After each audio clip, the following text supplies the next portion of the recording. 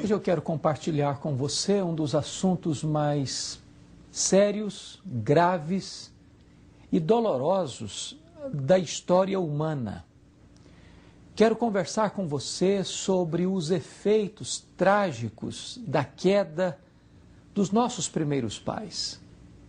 Quero conversar com você sobre o tema a inabilidade total. A grande questão é esta: qual é a maior tragédia na história da humanidade? Esta história pontilhada de guerras, catástrofes, desastres naturais, muitas vezes com derramamento de sangue, com situações de miséria, de pobreza, de fome, de constrangimentos políticos, econômicos e sociais que atingiram nações, impérios, reinos.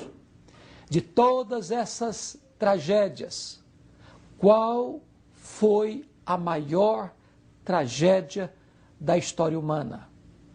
E nós podemos afirmar categoricamente que a maior tragédia na história humana foi a queda dos nossos primeiros pais, lá no berço da civilização, no começo da história humana. A Bíblia diz que Adão era o representante, o cabeça federal da raça humana. E quando ele deliberadamente peca contra Deus, seu pecado não foi apenas pessoal e individual, mas ele pecou como representante da raça. A Bíblia diz que o pecado entrou no mundo por um só homem, e pelo pecado a morte. E a morte passou por todos os homens, porque todos pecaram. A Bíblia diz que todos pecaram e destituídos estão da glória de Deus. Não há justo, nenhum sequer. Não há quem entenda, não há quem busque a Deus. Como ovelhas, todos nós nos desviamos de Deus. E o mais sério, nós não temos condições de nos voltarmos para Deus pelos nossos próprios esforços, pela nossa própria vontade. Isso porque a queda não atingiu apenas a superfície do nosso ser, não a epiderme, não o aspecto externo, mas a queda atingiu a essência do nosso ser.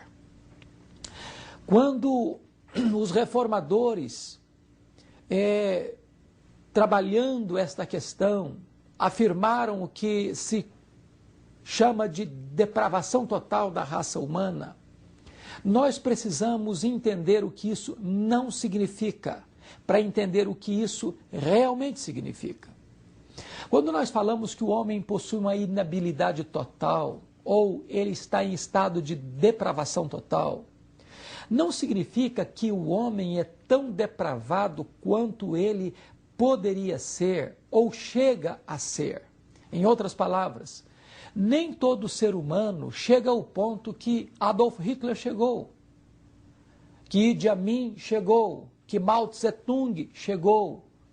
Nem todo ser humano, pelo fato de estar afastado de Deus, desviado da graça de Deus, ele é intensivamente tão mau quanto alguns chegaram a ser, vivendo como feras indomáveis, como seres humanos acelerados que se renderam ao ponto mais vil da depravação humana.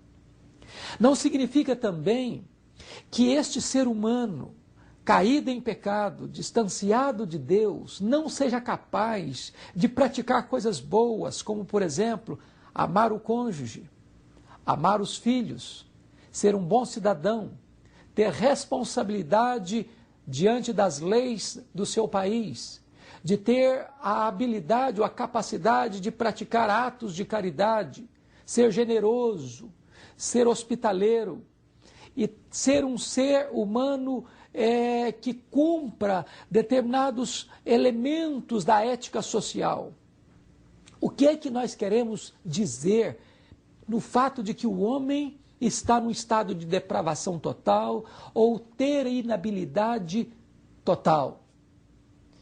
Primeiramente, eu quero dizer para você que a queda atingiu toda a área do nosso ser, toda a estrutura do nosso ser, a nossa mente, as nossas emoções e a nossa vontade. Nenhum elemento da nossa vida, nem a nossa razão, nem a nossa emoção, nem os nossos pensamentos, nem os nossos desejos, nem as nossas ações, nem as nossas reações, nem as nossas palavras estão isentas da presença do pecado.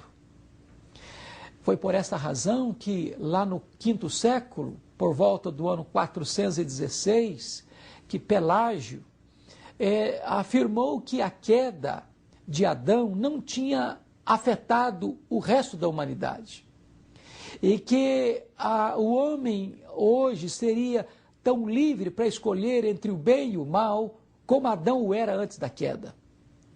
No Sínodo de Cartago, Agostinho de Hipona refutou essas teses de Pelágio dizendo não. A queda não apenas trouxe arranhões ao ser humano. A queda de Adão e Eva, dos nossos primeiros pais, ela trouxe morte. O homem hoje está morto nos seus delitos e pecados. O homem não pode voltar-se para Deus pelos seus esforços, pelos seus méritos, pela sua vontade própria, porque o ser humano como um todo está profundamente corrompido em seu ser. Isso tem profundas implicações práticas.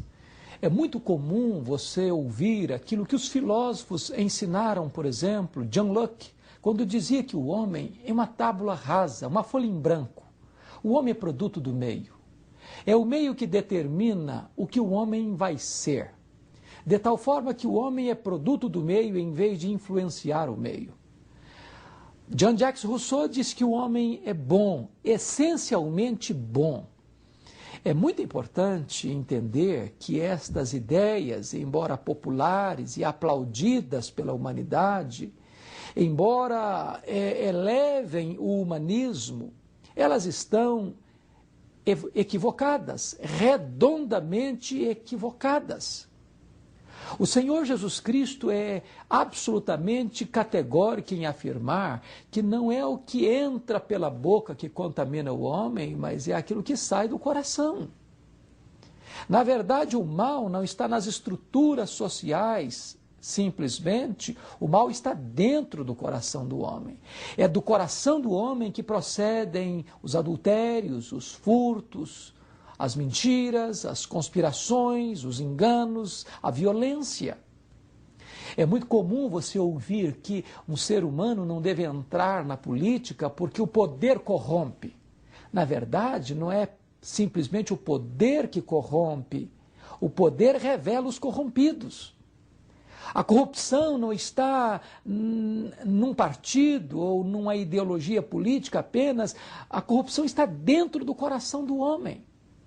Na verdade, o homem está nesse estado de inabilidade total para voltar-se para Deus.